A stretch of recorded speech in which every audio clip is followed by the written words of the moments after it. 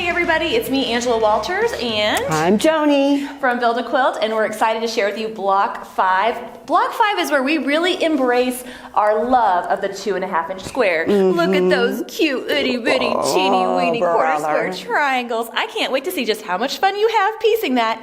But spoiler alert, we do have a little cheating tip in case you don't want to do that cute little bitty block right there. So, Joni, why don't you show them how to do it? All right, I will. Well, can you believe it's already March? It's a great month for Build A Quilt. So we are going to do Block 5 today. When you get your beautiful pattern, the first thing it tells you to do is to cut out your fabric, obviously, and you're going to have these 4 colors, just like that. And then the pattern just tells you, just like we did in Block 4, so you're going to cut all 4 of those in half, and then you're going to take and cut them in half again, so that we are going to have a lot of little triangles. Angela, we love you, but these are stinking tiny. So I don't know about this. We're going to see how this all works out. But I'm going to give you an alternate way to do this. If you decide you don't like these little bitty triangles to work with, that's okay. We'll give another choice. The next step then is to take your 4.5-inch squares. And this is not a new technique, something you've done before, is to take and put these right sides together. I pin them to keep them straight. And then we are going to run all the way around the square, and we're going to make some more half square triangles.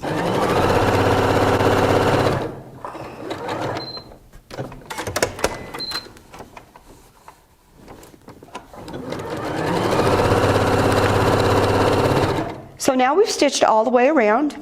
We're simply going to take this. We're going to place our ruler right at the point of those stitches. We're going to cut this way, and we're going to cut it one more time, matching up your ruler to the edge of those corners. And then you have your half square triangles, just like that. So just go ahead and press those, and then I'm going to remind you again about how to square them up. The way this block goes together, it doesn't really matter which way you press them, so just give them a good press. Okay, now you can see we've got our square, and we're going to square this up. Once again, just like we did in Block 4, we're going to place our ruler right on the 45-degree angle, right like this. And these need to be squared to 2.5 inches from the right side. And then I'm going to go over the top. Then I'm going to flip this little guy around. Now I'm going to lay this right on my 2.5. So you've got it nice and square. Now I'm going to repeat that with all 4 blocks. Okay, so now you remember all those little tiny triangles? Well, we are going to make quarter square triangles out of these. So we're going to go back to the traditional way. There's several different ways of making them, but Angela has decided on this pattern that we need to go back to I can't talk today, back to tradition and try to do some things a little bit more old-fashioned. I think she's getting soft after she turned 40, just like nostalgic. She's even doing English paper piecing. Who would have thunk it? All right, now, so I am going to lay these out just like this. And it's really, really important that you lay these out in this order. I'd like to go ahead and lay all 4 blocks out at once. Otherwise, I can get really confused.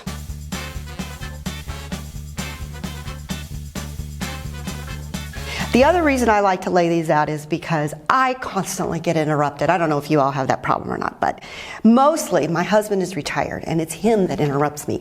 He'll say, "Hey, did you see this on the news?" So I have to always stop and I'm always interrupted.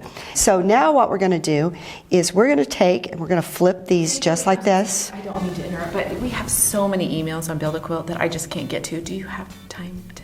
Do you want me to just stop right now and do that? No, I mean, oh, wow, that's embarrassing. I'm sorry. Okay. I didn't realize you were filming. Okay. Like, whenever you could get to them, that'd be All right, okay, that'd be fine.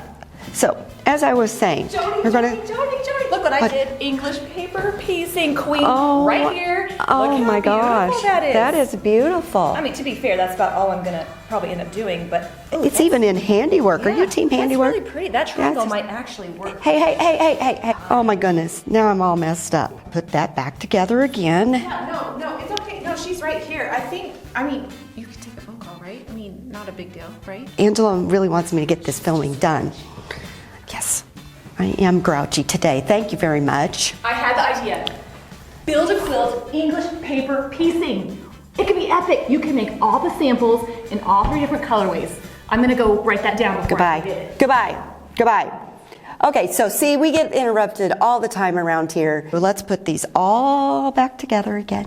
This is kind of fun because you can chain piece these now and it goes a little bit faster. If you don't like all these squares, you can simply just cut a 2.5-inch square, the color of your choice, and make it anything you want it to be.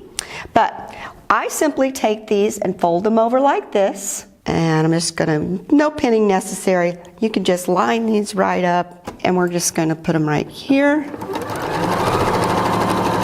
And then I'm just gonna chain this one right through here. And then I can just simply pick up the next ones and keep going. Okay, so I'm just gonna show you one here. This is how they will go together. So I am going to press to nest, unless you like to press them open. Again, it's up to you. So I'm going to press one towards the top and one towards the bottom. And then when you get ready to put these together, they are going to nest just like that. So I'm going to stick these.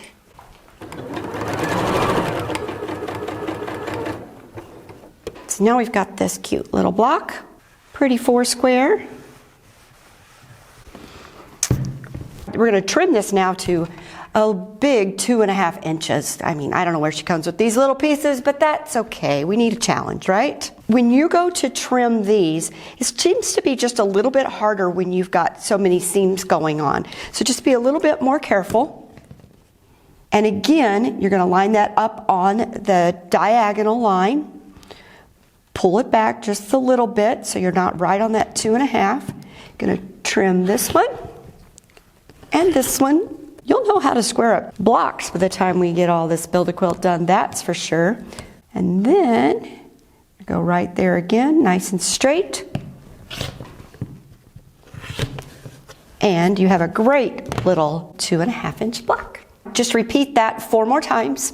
Once again though, if this is too much for you, just choose your fabric that you like the best and cut out 4 of these 2.5-inch squares and you'll be fine. Next, we get to add our 3.5-inch strips to this. Just match your colors. We're going to just fold these end to end like this and like that. And then you will end up with a strip that just looks like this. You're going to repeat that again 4 times. The next thing you're going to do is bring back in your half square triangles, and then you're going to attach them just like this.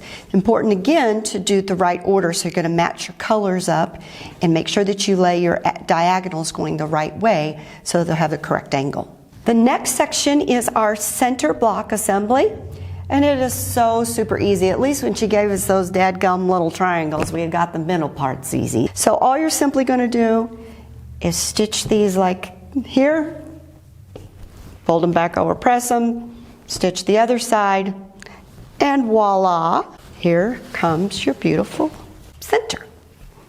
Okay, so you can kind of see we've got part of this laid out here. Just wanted to give you another little tip that when I pressed these on this one, I pressed them in towards the center, knowing that I'm going to press these out so that they are going to beautifully nest, just like that. Okay, but before I sew this, I just want to remind you of the real importance of the fabric placement. So make sure that you check that and that these are all matchy-matchy here so that it all lines up correctly.